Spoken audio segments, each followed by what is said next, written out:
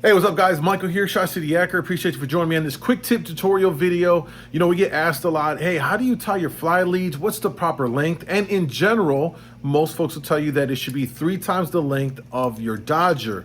Now, once you kind of figure that out and you have multiple flies to tie, a lot of folks, you can realize once you're done tying them that they can actually be off by a few inches here and there. So I want to share with you what I do to really nail the length on all my fly leads to be less than a half of an inch difference, and most times really spot on exactly the same length.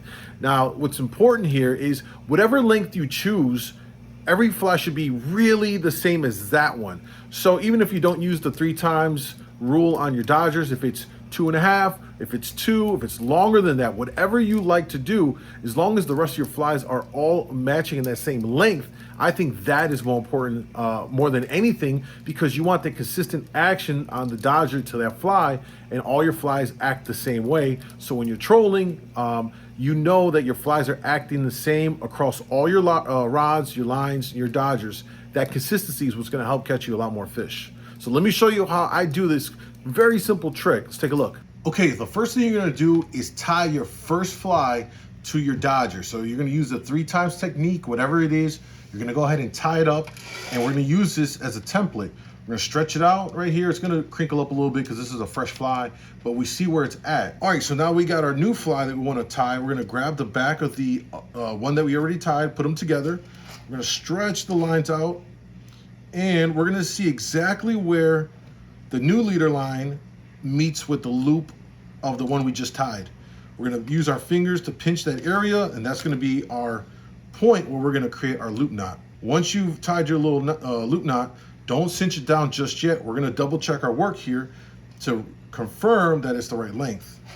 We're gonna stretch it all out, and yep, perfect. So we've managed to do it by using the first fly that we tied as a template, and by doing this, now what we can do is, we know that's the right spot, so we're gonna wet the knot a little bit.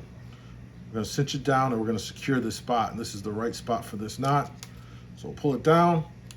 There it is, one more time. We'll stretch it out. And there it is.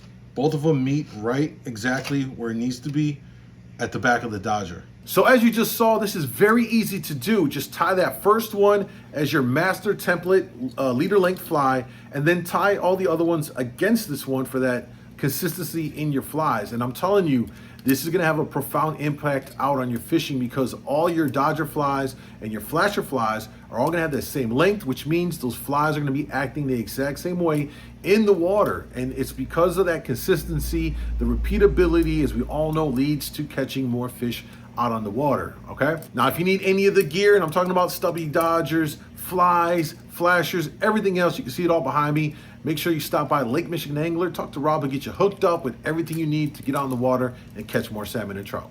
Thanks for watching.